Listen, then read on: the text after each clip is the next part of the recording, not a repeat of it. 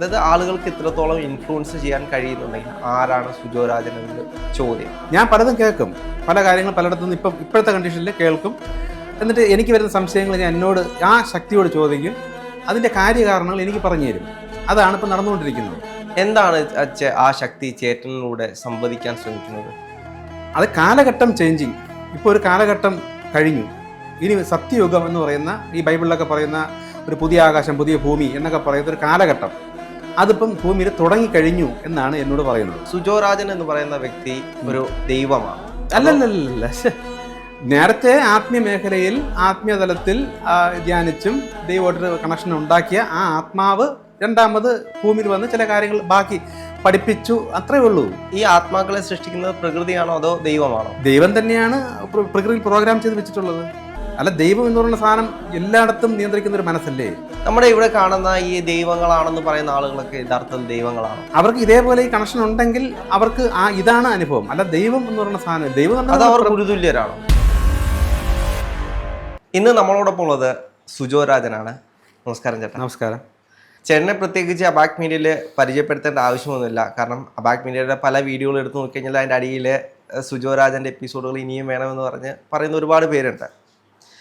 അന്നെല്ലാം എനിക്ക് തോന്നിയൊരു സംശയമാണ്, ആരാണ് ഈ സുജോ രാജൻ? അതായത് ആളുകൾക്ക് ഇത്രത്തോളം ഇൻഫ്ലുവൻസ് ചെയ്യാൻ കഴിയുന്നുണ്ടെങ്കിൽ ആരാണ് സുജോ രാജൻ എന്നത് ചോദ്യം. ആരാണ് സുജോ രാജൻ? ആത്മീയ തലത്തിലാണോ അല്ലോ എൻ്റെ ഭൗതിക തലത്തിലാണോ? രണ്ട് തലത്തിലും. ഞാൻ പറഞ്ഞിട്ടുണ്ട്, എൻ്റെ കുട്ടിക്കാലം മുതലേ എൻ്റെ അടുത്ത് ആരോ സംസാരിക്കുകയും എന്നെ നിയന്ത്രിക്കുകയും ചെയ്യുന്ന ഒരു അനുഭവം എനിക്കുണ്ട്. അപ്പോൾ അത് വെച്ചിട്ട് എൻ്റെ വിചാരം എല്ലാ ആൾക്കാരും മനുഷ്യരാണ്, എല്ലാവർക്കും ഇങ്ങനത്തെ അനുഭവങ്ങളുള്ളവരാണ് എല്ലാ മനുഷ്യരും.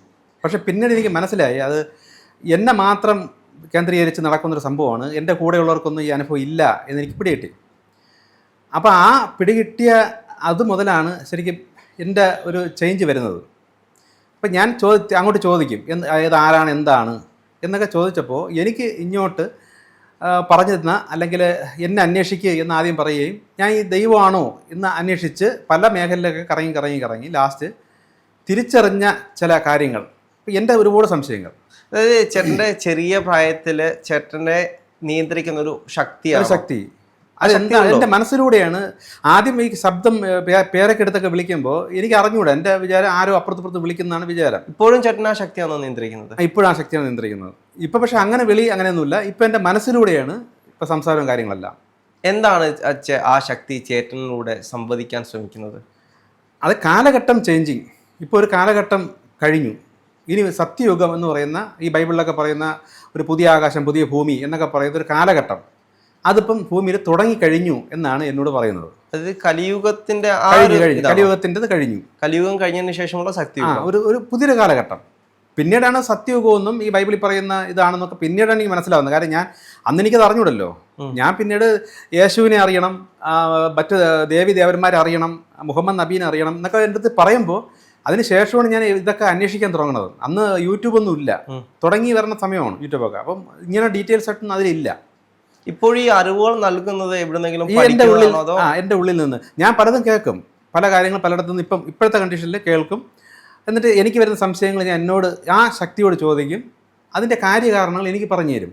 അതാണ് ഇപ്പം നടന്നുകൊണ്ടിരിക്കുന്നത്. എങ്ങനെയാണ് ഈ ശക്തിയോട് സംവദിക്കുന്നത്? മനസ്സുകൊണ്ട് ഞാൻ അതൊക്കെ എൻ്റെ യൂട്യൂബ് ചാനലിലൂടെയൊക്കെ ഞാൻ അവർക്കൊക്കെ പറഞ്ഞു കൊടുക്കുന്നുണ്ട്. നമ്മളെ മനസ്സിൽ തന്നെ ചോദ്യങ്ങൾ ചോദിച്ചിട്ട് കോൺസെൻട്രേറ്റ് ചെയ്ത് ഇരുന്നാൽ ഉള്ളിൽ നിന്ന് തന്നെ ഉത്തരം കിട്ടുന്നത്. അതങ്ങനെയാണ് എനിക്ക് കിട്ടുന്നത്. പക്ഷേ ഇതൊരു മെഡിറ്റേഷൻ ആണോ അതോ? മെഡിറ്റേഷൻ എന്ന് പറയാൻ പറ്റൂല. പക്ഷേ ഇതാണ് ഒരു മെഡിറ്റേഷനാണത്.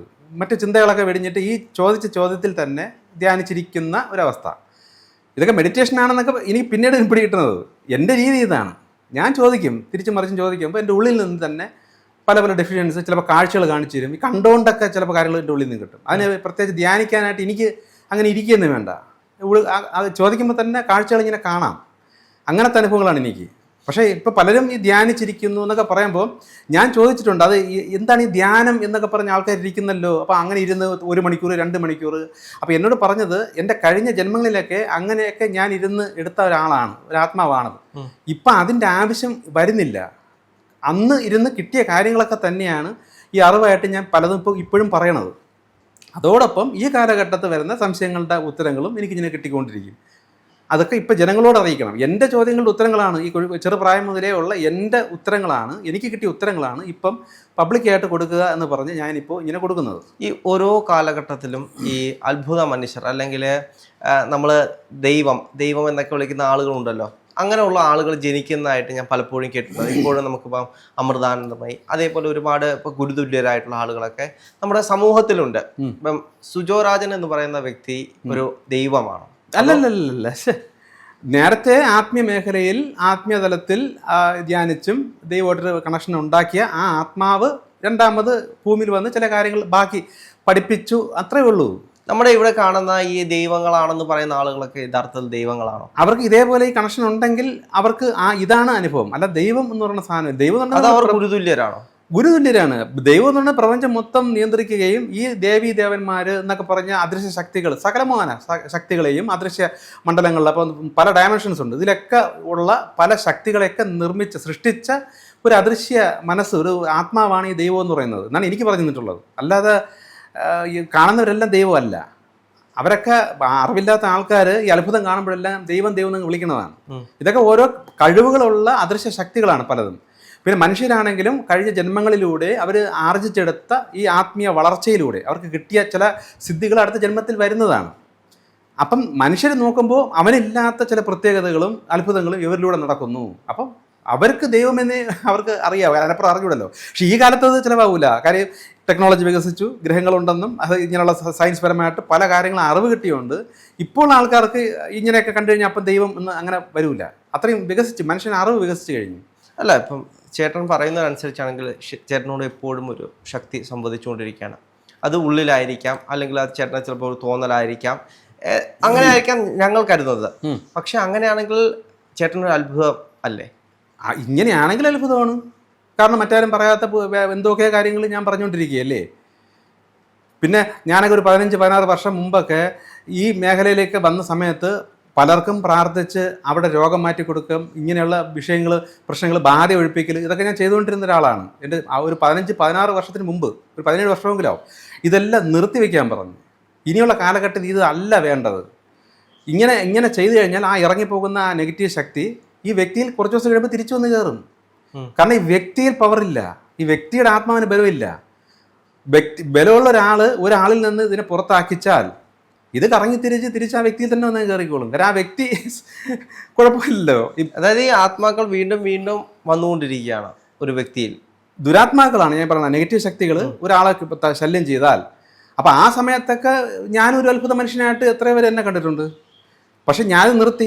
ദൈവം എന്നോട് സംസാരിക്കുന്ന ദൈവം പറയുന്നത് ഇനി ഓരോ വ്യക്തികളെയും ആത്മീയമായി പവർഫുള്ളാക്കി എടുക്കുക. അപ്പോൾ അവരിലുള്ള നെഗറ്റീവ് ശക്തികൾ തന്നെ അവരെ വിട്ടു പൊയ്ക്കോളും. ചേട്ടൻ്റെ ലക്ഷ്യം അതാണ്? എൻ്റെ ലക്ഷ്യം അതാണ്.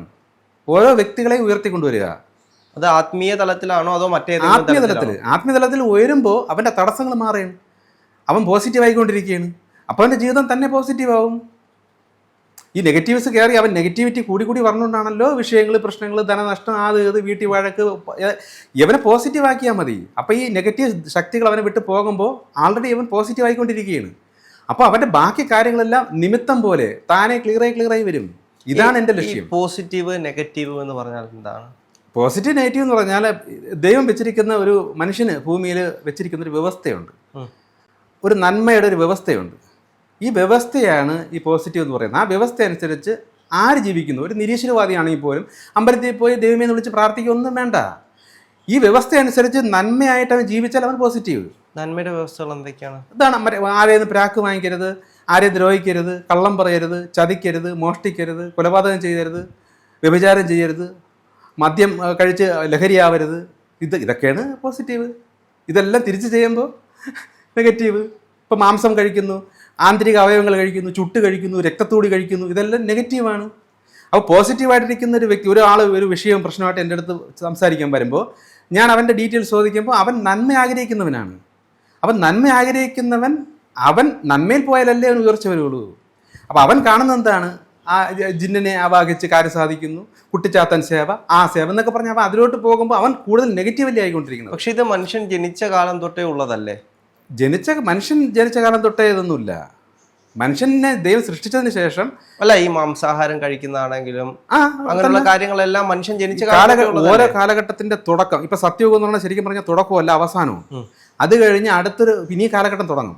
അപ്പോൾ ദൈവം എന്ത് ചെയ്യുന്നു വെച്ചാൽ ഈ കാലഘട്ടത്തിലൂടെ വന്ന ആത്മാക്കളെ വൃക്ഷജലാതെ മാംസം അല്ലെ മൃഗങ്ങളിലൂടെ ചെടികളിലൂടെ ഇതിലൊക്കെ പഠിപ്പിച്ചിട്ടാണ് അവസാനം മനുഷ്യജന്മം കൊടുക്കുന്നത്. അപ്പോൾ ഇനി ഈ സത്യയുഗം കഴിഞ്ഞതിന് ശേഷം അങ്ങനെയുള്ള പുതിയ ആത്മാക്കളെ ഇനിയും ഭൂമിയിൽ അടുത്ത് കൊണ്ടുവരും മനുഷ്യജന്മമായിട്ട്. ആരാണ് കൊണ്ടുവരുന്നത്? അത് ഈ പ്രകൃതി കൊണ്ടുവന്നോളും. പ്രകൃതി ജനനം നടന്നോളും. ഈ ആത്മാക്കളെ സൃഷ്ടിക്കുന്നത് പ്രകൃതിയാണോ അതോ ദൈവമാണോ? ദൈവം തന്നെയാണ് പ്രകൃതിയിൽ പ്രോഗ്രാം ചെയ്ത് വെച്ചിട്ടുള്ളത്. അല്ല, ദൈവം എന്ന് പറയുന്ന സാധനം എല്ലായിടത്തും നിയന്ത്രിക്കുന്ന ഒരു മനസ്സല്ലേ. അപ്പോൾ ഈ മനസ്സില്ലാത്തൊരു സ്ഥലം ഇല്ല. എല്ലാം അത് കിട്ടിക്കൊണ്ടിരിക്കും. അത് എങ്ങനെയെന്ന് ചോദിച്ചു കഴിഞ്ഞാൽ അതാണ് നമ്മളെ ടെക്നോളജി. ഇപ്പോൾ ഇത്രയും പേര് മൊബൈലിൽ യൂട്യൂബ് കാണുന്നു, അത് കാണുന്നു, എല്ലാം ഒരു സ്ഥലത്തു നിന്നല്ലേ ഇങ്ങനെ വിഘടിച്ച് കോടാനുകോടി ജനങ്ങളിലേക്ക് വരുന്നത്. അതെ, ഇത് ദൈവത്തിൻ്റെ ടെക്നോളജിയുടെ ഒരു പോയിന്റ്, ഇത്ര ശതമാനത്തിൻ്റെ ടെക്നോളജിയാണ് നമ്മളിപ്പോൾ വികസിച്ച് വന്നിരിക്കുന്നത്. ഇതിൻ്റെ എത്രയോ ഹൈ ടെക്നോളജിയിലാണ് കാര്യം നടക്കുന്നത്. മനുഷ്യൻ ഇനി വികസിക്കും തോറും ദൈവത്തിൻ്റെ ടെക്നോളജിയുടെ അല്പമായിട്ട് ഇനിയും കയറി വരാം. അപ്പം ഇതേ പ്രോസസ്സാണ് ഈ പ്രകൃതിയിലുള്ള ഈ ദൈവം വെച്ചിരിക്കുന്ന ടെക്നോളജി. അല്ല, ഈ പോസിറ്റീവും നെഗറ്റീവും ഒരു മനുഷ്യൻ്റെ ഉള്ളിൽ തന്നെ ഉള്ളതല്ലേ? അപ്പം ആ മനുഷ്യനെ അപ്പം നമുക്ക് എങ്ങനെ അയാൾ പോസിറ്റീവ് ആണോ നെഗറ്റീവ് ആണോ? അത് അവൻ്റെ ആഗ്രഹവും അവൻ്റെ ലക്ഷ്യവും. ഇപ്പം നമ്മൾ ഒരു വ്യക്തിയോട് ചോദിക്കുകയാണ്, മോട്ടിക്കാൻ നിനക്ക് താല്പര്യമുണ്ടോ? അയ്യോ, അത് പാവമല്ലേ, അവൻ പോസിറ്റീവാണ്. മോട്ടിക്കാൻ നിനക്ക് താല്പര്യമുണ്ടോ? എത്ര കിട്ടും എന്ന് ചോദിച്ചാൽ നെഗറ്റീവാണ്. ചിലപ്പോൾ അത് അവരുടെ സാഹചര്യമായിരിക്കും. എത്ര സാഹചര്യം വന്നാലും പോസിറ്റീവായിട്ടൊരാൾക്ക് തെറ്റ് ചെയ്യാൻ തോന്നില്ല. തോന്നിയാലും അകത്ത് ഭയങ്കര പേടിയായിരിക്കും. സാഹചര്യത്താൽ ചെയ്താൽ പോലും അവൻ്റെ ഉൾഭയമായിരിക്കും. അല്ല, പട്ടിണി കൊണ്ട് മോഷ്ടിക്കുന്ന ആളുകൾ ചെയ്തു പോയാലും മാനസാന്തരം അവന് അത് വരും. പട്ടിണി കൊണ്ട് മോഷ്ടിക്കുന്നതെന്ന് പറഞ്ഞാൽ അതാണ് ഈ നെഗറ്റീവ് ശക്തികൾ അവനെ ട്രാപ്പ് ചെയ്യുന്നതെന്ന് പറയുന്നത്. പോരത്തിന് പട്ടിണി വന്നു, നെഗറ്റീവ് ആയതുകൊണ്ടാണല്ലേ പട്ടിണി വന്നത്. അപ്പോൾ പട്ടിണി വരുമ്പോൾ ഈ നെഗറ്റീവ് ശക്തികൾ തന്നെ അവനെ കൂടുതൽ ട്രാപ്പ് ചെയ്യും. നീ മാനിപ്പുലേറ്റ് ചെയ്യും. അവനെ മനസ്സിനെ മാറ്റിയിട്ട് നീ മോട്ടിച്ചോ കുഴപ്പമില്ല എന്ന പ്രേരണ കൊടുക്കും. ഈ പ്രേരണ കൊടുക്കുമ്പോൾ അവൻ അടുത്ത തെറ്റ് ചെയ്യും. അപ്പം പിന്നെയും അടുത്ത തെറ്റ് ചെയ്യും. അപ്പം ഈ ആത്മാവിനെ ഈ നെഗറ്റീവ് ശക്തികൾക്ക് കൊണ്ടുപോകാൻ പറ്റും. പക്ഷെ അത് ഈ ലോകത്ത് ജീവിക്കാൻ വേണ്ടിയിട്ടല്ല അത് ചെയ്യുന്നത്. അതിനാണ് ആത്മീയ ഗുരുക്കന്മാരും ഇവരെല്ലാവരും ഉള്ളത്. അതിലൂടെ അവൻ അതിൻ്റെ വഴി കണ്ടെത്തണം, പ്രകാശത്തെ അവൻ കണ്ടെത്തണം. എങ്ങനെ? ഗുരുക്കന്മാർ എവിടെയെല്ലാം ഉണ്ട്, എത്രയോ ഗുരുക്കന്മാരുണ്ട്. ഗുരുക്കന്മാരിലേക്ക് എത്തിച്ചേരും. ദൈവം എത്തിക്കും, നിമിത്തത്തിലൂടെ എത്തിക്കും, സാഹചര്യം കൊണ്ടുവരും. ഇപ്പം നീ ഇവിടെ വന്നു, എങ്ങനെ എത്തി? സാഹചര്യത്തിലൂടെ. ഇതേപോലെ സാഹചര്യം ഒരുക്കി ഏതെങ്കിലും വഴിയിലൂടെ പ്രകൃതി അവൻ്റെ ആത്മാവിനെ വളരാൻ വേണ്ട കാര്യത്തിലേക്ക് എത്തിക്കും. അവ അത് അറിയുകയും ചെയ്യും, കേൾക്കുകയും ചെയ്യും. പക്ഷെ അവൻ പലരും തള്ളിക്കളഞ്ഞു കളയും. അതാണ് കുഴപ്പം വരുന്നത്. പല ആവർത്തി അറിയിക്കും. എന്നോട് ദൈവം പറഞ്ഞെന്ന് വെച്ചാൽ പല ആവർത്തി പല സാഹചര്യത്തിലൂടെ അവനെ ഈ സത്യം അറിയിക്കുമെന്നാണ് പറയുന്നത്. പക്ഷെ മനുഷ്യൻ ഇത് മൈൻഡ് ചെയ്യില്ല. അപ്പോൾ അവൻ്റെ കുഴപ്പമാണ്. ചേട്ടൻ ഈ ആളുകളെ മനസ്സിലാക്കാനുള്ളൊരു ശേഷി അല്ലെങ്കിൽ ആ ഒരു സംസാരിക്കുമ്പോൾ അറിയാൻ പറ്റുള്ളൂ. സംസാരിക്കുമ്പോൾ അറിയാം, അങ്ങനെ സംസാരിച്ചെടുക്കാൻ പറ്റും. ഒരാൾ പോസിറ്റീവ് ആണോ നെഗറ്റീവ് ആണോ കണ്ടെത്താൻ സംസാരിക്കുമ്പോൾ നമുക്ക് എനർജി ഫീൽ അറിയാൻ പറ്റും. അല്ലെങ്കിൽ മറ്റൊരാൾ ചിന്തിക്കുന്നത് എന്താണെന്ന് നമ്മുടെ ഉള്ളിലുള്ള ശക്തി പറഞ്ഞു അതെനിക്ക് അകത്ത് പറഞ്ഞെന്ന് അറിയാൻ പറ്റും. ഇപ്പം ചില സിറ്റുവേഷനിൽ ഒരു വ്യക്തി ഒരു ചോദ്യം ചോദിക്കാൻ വേണ്ടി ഞാൻ ഒരു ചോദ്യം ചോദിക്കാം, നീ ഉദ്ദേശിച്ച ചോദ്യം ഇതല്ലേ, എൻ്റെ ആൻസർ ഞാൻ പറഞ്ഞുതരാം, ചോദിക്കണ്ട എന്ന് പറഞ്ഞ് ഞാൻ പറയാറുണ്ട്. പക്ഷേ എനിക്കത് പറഞ്ഞു തന്നാലേ എനിക്കറിയാൻ പറ്റുള്ളൂ. എല്ലാവരും എനിക്ക് അറിയാനും പറ്റില്ല. കാരണം ആ വ്യക്തിയിൽ ദൈവത്തിന് എന്തെങ്കിലും പ്ലാൻ ഉണ്ടെങ്കിൽ ഇങ്ങനെയുള്ള ചില കാര്യങ്ങൾ അകത്ത് പറഞ്ഞു തരും. ചിലപ്പോൾ അവൻ്റെ വീട് വല്ലതും കാണിച്ചു തരും, അവൻ്റെ എന്തെങ്കിലും വിഷയങ്ങളുണ്ടെങ്കിൽ അതെനിക്ക് കാണിച്ചു തരും. ഈ സംസാരിച്ചുകൊണ്ടിരിക്കുക തന്നെ അങ്ങനെ കാണാൻ പറ്റും. അപ്പോൾ ഞാൻ ചോദിക്കും, നീ ഇങ്ങനെയല്ലേ എങ്ങനെയല്ലേ ഇങ്ങനെ, അപ്പോൾ കറക്റ്റ് എന്ന് പറയും. അപ്പോൾ അതിലൂടെ അവൻ്റെ പ്രശ്നം എനിക്ക് മാറ്റി കൊടുക്കാൻ പറ്റുമായിരുന്നു. ഇങ്ങനെയൊക്കെ ചില സമയത്ത്. പക്ഷേ ഇപ്പം അത് അവർക്ക് നിർത്തി വെച്ചേക്കാണ്. കാരണം അങ്ങനെയുള്ളവർക്ക് മാത്രമേ ഇനി അങ്ങനെ എനിക്ക് പറഞ്ഞു തരുള്ളൂ എന്ന് പറഞ്ഞിട്ടുണ്ട്. എങ്ങനെ അത് ഈ ലെവലിൽ ദൈവത്തിൻ്റെ പ്ലാനിൽ അവൻ ഉയർന്നു വരാൻ ആഗ്രഹിക്കുന്ന ഒരു വ്യക്തിയാണെങ്കിലേ ഇനി ഇങ്ങനെയുള്ള സഹായങ്ങളുള്ളൂ. ഇപ്പം തൽക്കാലം പബ്ലിക്കായിട്ട് ഇങ്ങനെയുള്ള പരിപാടികൾ ചെയ്യരുത്, നീ മെസ്സേജുകൾ ഇങ്ങനെ കൊടുത്തുകൊണ്ടിരിക്കുക, അതിലൂടെ വേണ്ടവർ വരും എന്നാണ് പറഞ്ഞേക്കണം. പക്ഷേ ഒരാളെ നമ്മൾ ആത്മീയ തലത്തിലേക്ക് എത്തിക്കാൻ കഴിയുമെങ്കിൽ ചേട്ടൻ ലക്ഷ്യം അതല്ലേ? അപ്പം പബ്ലിക്കിൽ കൂടുതൽ ആളുകളെ അങ്ങനെ എത്തിക്കാൻ കഴിയുന്നല്ലേ നല്ലതാണ്. ഞാൻ അങ്ങനെ പബ്ലിക്കായിട്ട് പറയുന്നുണ്ട്. അതിൽ വേണ്ടവരെ മാത്രം ദൈവം പറഞ്ഞു തരും, ഇവൻ ആവശ്യക്കാരനാണ്. അത് ഒന്നാമത്തെ തെളിവെന്ന് പറഞ്ഞാൽ അവർക്ക് എന്നെ ദൈവം സ്വപ്നത്തിലൂടെ എന്നെ കാണിച്ചു കൊടുക്കും.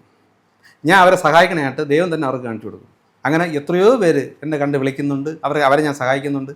അതാണ് ഒന്നാമത്തെ തെളിവ്.